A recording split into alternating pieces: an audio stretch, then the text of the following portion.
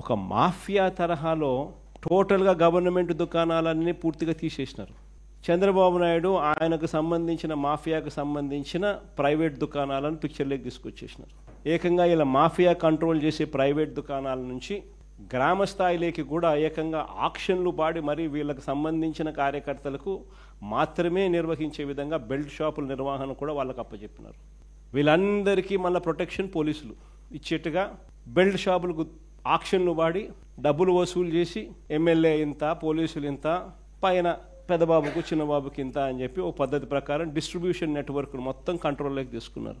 ఒక్కసారి డిస్ట్రిబ్యూషన్ నెట్వర్క్ను పూర్తిగా కంట్రోల్లోకి తీసుకున్న తర్వాత షాపులు నడిపే మాఫియా దగ్గర నుంచి గ్రామాలలో బెల్ట్ షాపులు నడిపే వీళ్ళ కార్యకర్తల దాకా మొత్తం మాఫియానంతా కంట్రోల్లోకి తీసుకున్న తర్వాత ఇల్లీగల్గా వీళ్ళ ఆదాయాలు పెంచుకునే దానికోసం ఒకవైపున ఎంఆర్పి రేటు కన్నా ఎక్కువ రేటుకు అమ్ముతున్నారు. పక్కనే ఇల్లీగల్ పర్మిట్ రూములు తెరిచి పెగ్గుల రూపకంలో మందు పోస్తూ అమ్మడం అయితేనేమి, గ్రామాలలో బెల్ట్ షాపులు ఈ రేటు కొనుక్కున్న తర్వాత ఆ రేటుకి 20 రూపాయలు, 30 రూపాయలు, 10 రూపాయలు ఎక్కువ వేసి మళ్ళీ దాన్ని వాళ్ళు అమ్ముకునే పరిస్థితి అయితేనేమి కళ్ళ ముందర కనిపిస్తూ ఉంది. అవినీతి అన్నది ఎలా జరుగుతూ ఉందో, గవర్నమెంట్కి రావాల్సిన ఆదాయం గవర్నమెంట్కి రాకుండా వీళ్ళ జోబీలేకి ఆదాయం ఎలా పోతూ ఉందని. ఈ ప్రైవేట్ షాపులు, వీళ్ళ మాఫియా షాపులు ఎవరికైతే ఇండెంట్లు ప్లేస్ చేస్తాయో వీళ్ళకి కావాల్సిన డిస్టరీ వాళ్ళకి వీళ్ళే ఇండెంట్లు ప్లేస్ చేసి వాళ్ళకు సంబంధించిన సరుకు మాత్రమే అక్కడ అందుబాటులో ఉండేట్టుగా కూడా తీసుకొస్తూ ఉన్నారు. కల్తీ మద్యం కుటీర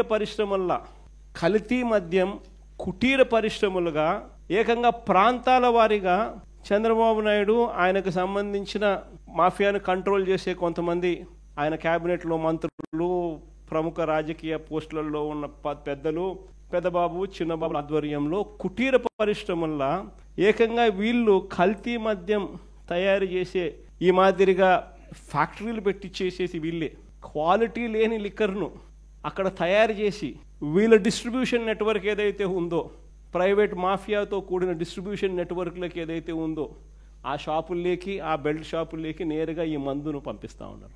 ఆశ్చర్యం కలిగించే విషయం ఏంటంటే ప్రతి 4-5 బాటిళ్లలో ఒక బాటిల్ కల్తీ బాటిల్ తాగి మనుషులు చనిపోతా ఉన్న పరిస్థితులు.